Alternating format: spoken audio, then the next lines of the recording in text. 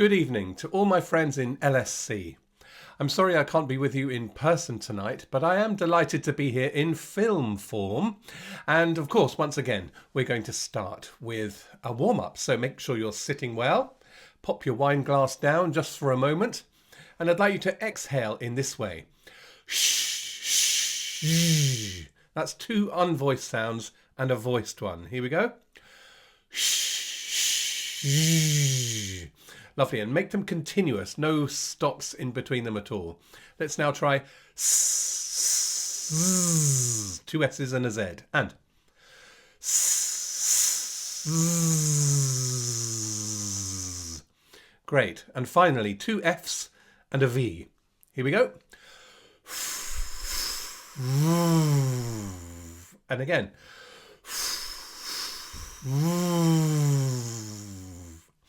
Lovely. Bit of free humming. Letter N. And as last week on the siren sound.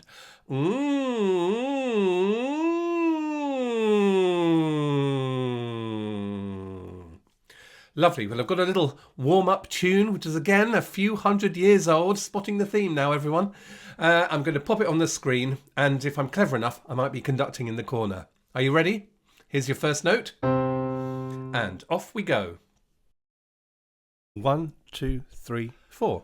Loo, loo, loo, loo, loo, loo, loo, loo, loo, loo.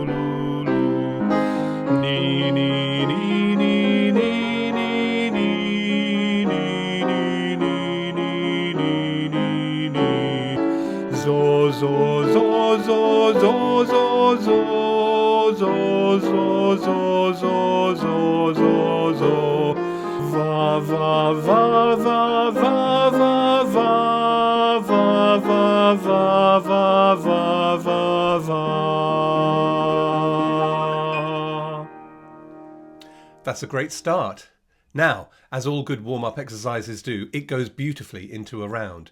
Let's sing it in 3 parts. We'll sing it to va, and we'll each sing it twice. Ready? 1, 2, 3, 4. Va, va, va, va, va, va, va, va, va, va, va, va, va,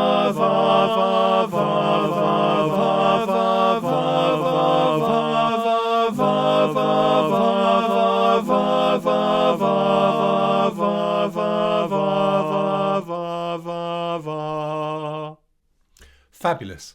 Of course, there were 4 beats between each successive entries of the round, but sometimes it's quite fun to mix that up a little bit, maybe have only 3. It might sound like it's been arranged by Eric Whittaker, but nevertheless, it's good for our musical independence to be at dissonance with our neighbours, as you know. Let's try that now, with groups 2 and 3 coming in only 3 beats away from the previous part. Good luck.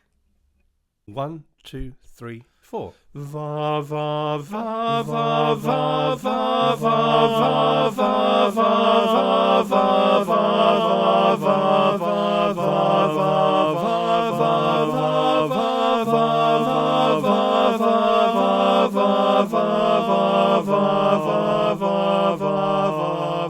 va. Lovely. Well, I hope everybody in your household was enjoying that very much indeed. Well, I've got a question for you. Do you know who wrote that tune? What? Mozart?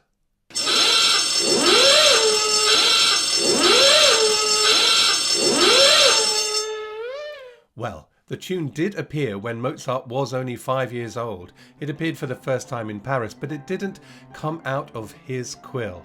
This tune was then sung to the words, Ah, vous dirai-je, maman, and he wrote 12 fantastic variations on the tune for piano, but he didn't write the original tune himself. I do wonder, looking back, whether or not I should have called these films David's Short History of Musical Notation, because it seems that that's kind of evolved its way into what we've been doing. So I do feel like I should finish that one off as best I can. Where we left it was with Bird's Ave Verum. Do you remember there were no bar lines? But bar lines had been used even in his time. In fact, he used them himself. Bar lines originally appeared in keyboard music.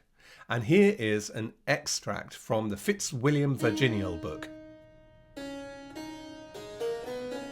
At the top of the page is the end of a tune by John Bull, and at the bottom of the page is the beginning of a piece by William Byrd himself.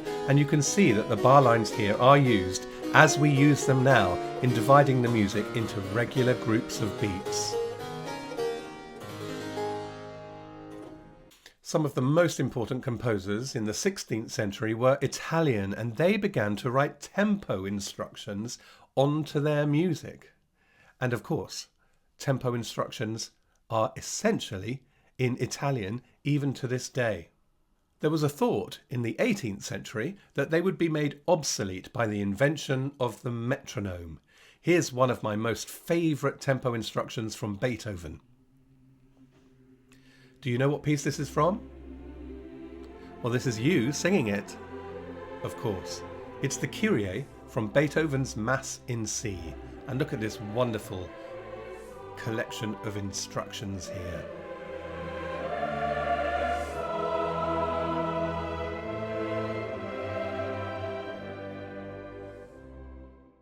Here's another one of my favourites.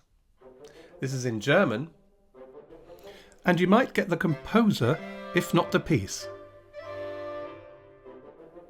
Well, this is the opening to the second movement of Mahler's Ninth Symphony, and the translation of his wonderful marking here reads, "In the speed of a slowish folk dance-like movement, with some awkwardness and much vulgarity in the execution." Do you recognise this piece?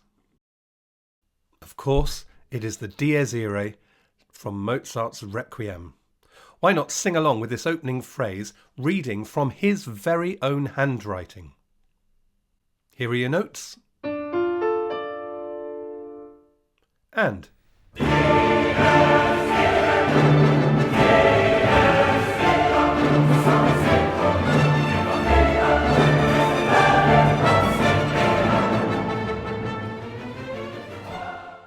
I've always found it fascinating looking at composers' original manuscripts. You can discover so much about their thought processes from looking at them. Beethoven's manuscripts were famously messy, with crossings out and additions, deletions. Mozart's scores are famously clean. They look beautiful, and for many years we thought that he just imagined the music in his head and wrote it down in one fell swoop perfectly. Well, of course, this wasn't the case. For many of his pieces, he worked on scrap paper, writing down perhaps the bass line and the melody line with a few ideas about orchestration, and left it at that. He once wrote to his father about some music which had been composed, but not written, and this is exactly what he meant.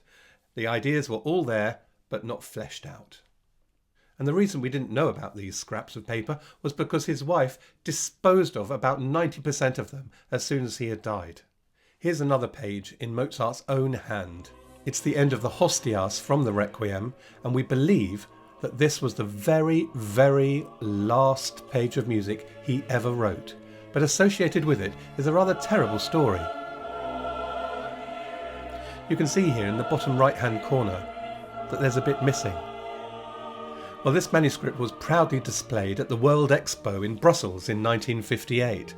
But whilst nobody was looking, some Mozart fan reached underneath the display case and tore off the bottom right-hand corner, possibly the last words he ever wrote. We believe it said, just as the other two instructions at the end of the page say, "Quam olim da capo."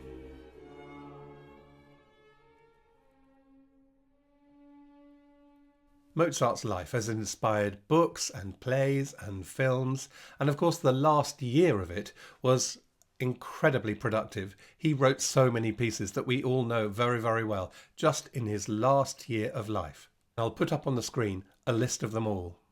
Up until his last year, in 1791, he had spent 8 years not writing any music at all for the church, and yet suddenly, in his last year, we find the Requiem, of course, and this beautiful motet Ave Verum Corpus. And so one very real question is, had he lived longer, how would he have contributed to this genre of church music, one that he had completely ignored for so long? Ave Verum Corpus has a lovely history, and it's to do with his wife and a very good friend of his called Anton Stoll. Up to this point, Wolfgang and Constanza had 5 children, but only one of them had survived past infancy.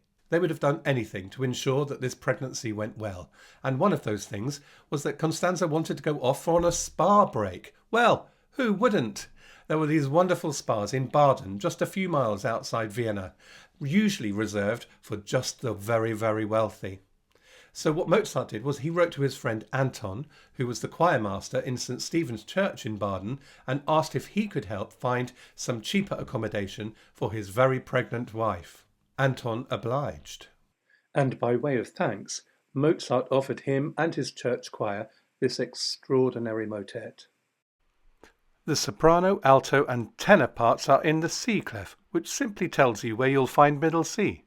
So to convert into treble clef, sopranos you'll read down 2 notes from what you see, altos up 1 and down an octave, viola players amongst you will be fine, and tenors, if you read down 1 note, you'll be spot on.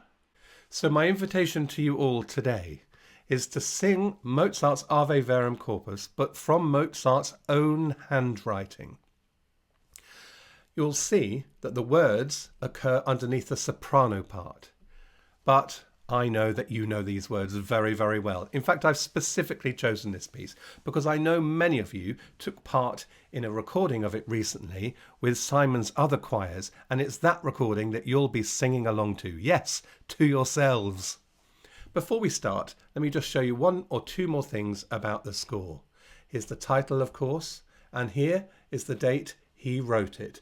17th of June, 1791. Anton Stoll was succeeded at St. Stephen's by Joseph Schellhammer, and he bequeathed this manuscript to his son, who was also called Joseph Schellhammer. One of them clearly decided to write their name on it. Honestly. So good luck to the sopranos, altos and tenors reading in a foreign clef, and really to you all. Enjoy singing this most beautiful of pieces from Mozart's last year of life, from his very own handwriting.